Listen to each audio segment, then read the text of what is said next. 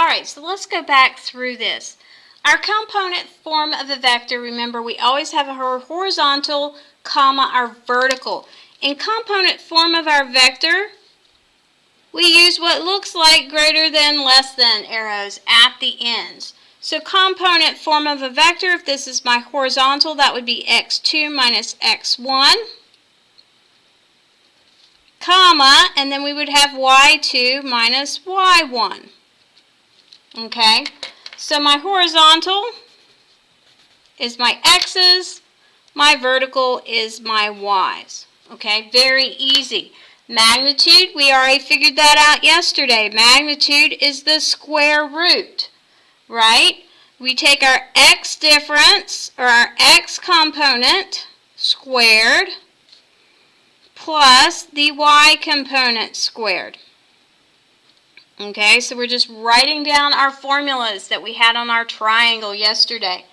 Okay, our direction, which is theta, that's my tan inverse, right? And remember, that's my y's over my x's. So we can do y2 minus y1 over x2 minus x1. Yes, that is a slope. And we do have to check the quadrant every time. Check the quadrant.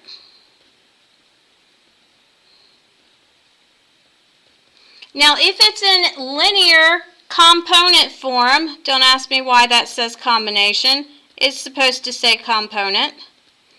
Linear component form is the exact same thing, only instead of those wonderful little less than, greater than symbols. Now, why would we do that?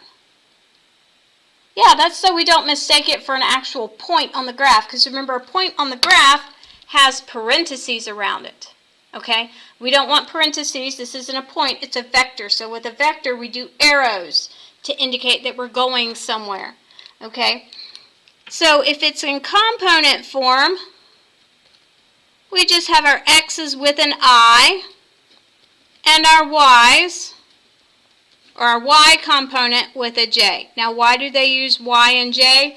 That's simply to differentiate. This is the x's, these are the y's. We don't want to put x and y in there, because then we're going to think it's an equation, because we all have been programmed to do x and y. So we're not doing that. So we have, here we're going to do it without a graph. Okay, so I have point A at negative 4, 2, and point B at 3, negative 5. So here's my x and my y. Here's my x and my y. So if I'm going from A to B, right? So let's do the x's first, because you know Mrs. Boots, I can't handle it if I can't do my x's first. So I'm going to do 3 minus the negative 4. 3 minus negative 4. Well, that's going to be 7, right? And then my y component, so I'm going to do my y, so I have negative 5 minus 2. Okay? Sorry.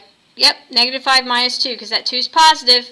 So it changes, and what is that? That's negative 7. So component form, I do less than, and then I do the x, comma, the y, and then I do a greater than. Remember, arrows on the end because it has direction. So now if I want to find the magnitude and direction, all I got to do is plug it in.